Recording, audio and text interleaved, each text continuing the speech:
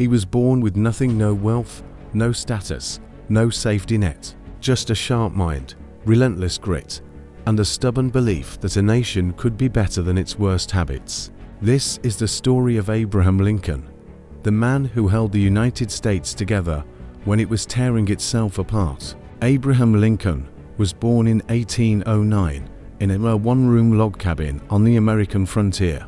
His family was poor. Formal education barely existed for him. What Lincoln lacked in schooling, he replaced with obsession reading by firelight, teaching himself law, history, and logic. He didn't rise fast. He failed in business. He lost elections. He buried two children. Setbacks were not interruptions in his life. They were the pattern.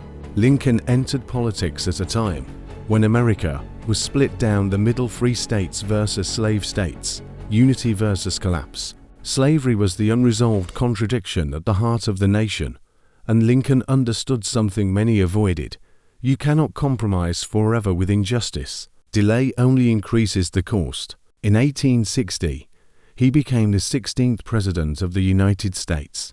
Within months, the country exploded into civil war. 11 states seceded. The economy shook. The army was unprepared. Critics called him weak, inexperienced, and doomed to fail. Lincoln ignored the noise and focused on the objective: preserve the Union. The American Civil War became the bloodiest conflict in the nation's history. Over 600,000 lives were lost. Lincoln carried that weight daily. He visited battlefields.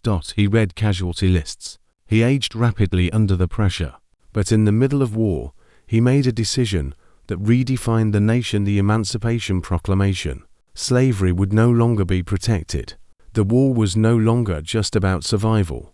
It was about moral direction. Lincoln didn't speak like a tyrant. He spoke with restraint, clarity, and purpose.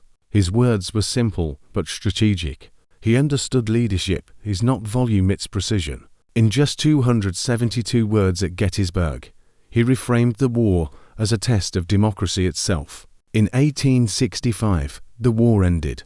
The Union survived. Slavery was abolished. Lincoln began planning reconciliation, not revenge.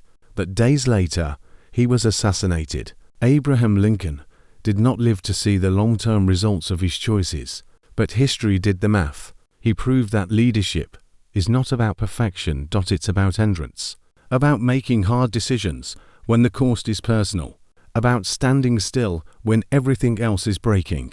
Lincoln didn't save America because he was flawless. He saved it because he refused to quit.